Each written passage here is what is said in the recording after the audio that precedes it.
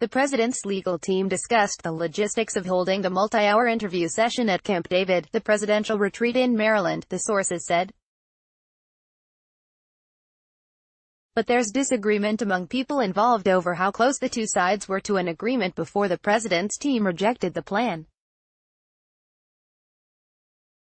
The possible date for an interview, raised at a meeting in early to mid-January, has not been previously reported. It appears to have been the only date discussed so far, according to one of the sources.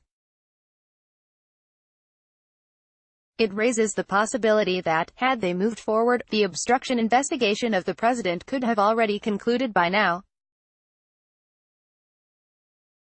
At the time, Trump claimed to be eager to sit down with Mueller. On January 24, Trump told reporters who asked about the possible interview, "I'm looking forward to it." Actually, at that same time, his attorneys were very interested in wrapping the investigation as it related to the president. More recently, despite ongoing negotiations, the president's legal team has come to believe an interview is unlikely. That could change, members of the legal team say, and the two sides continue to trade proposals. The proposed January interview came amid intensifying talks at the time as Mueller pressed the president's team for a sit-down as the only way the investigators could determine the president's intent on actions after his inauguration.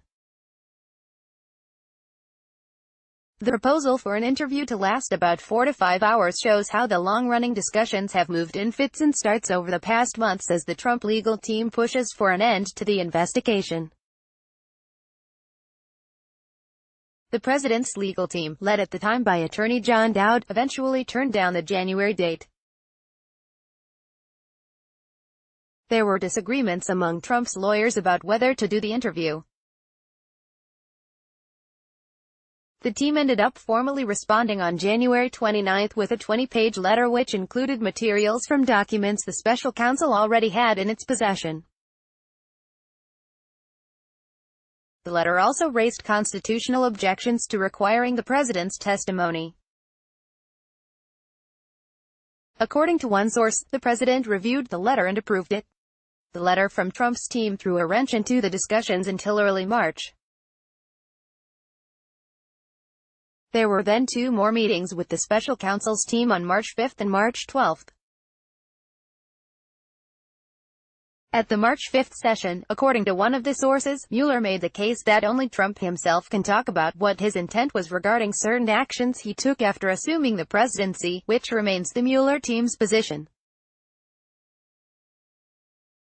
The verbal proposal from the special counsel included about 16 subjects Mueller's team wanted to ask the president, including the firing of FBI Director James Comey, Russian contacts with the campaign and the firing of National Security Advisor Mike Flynn.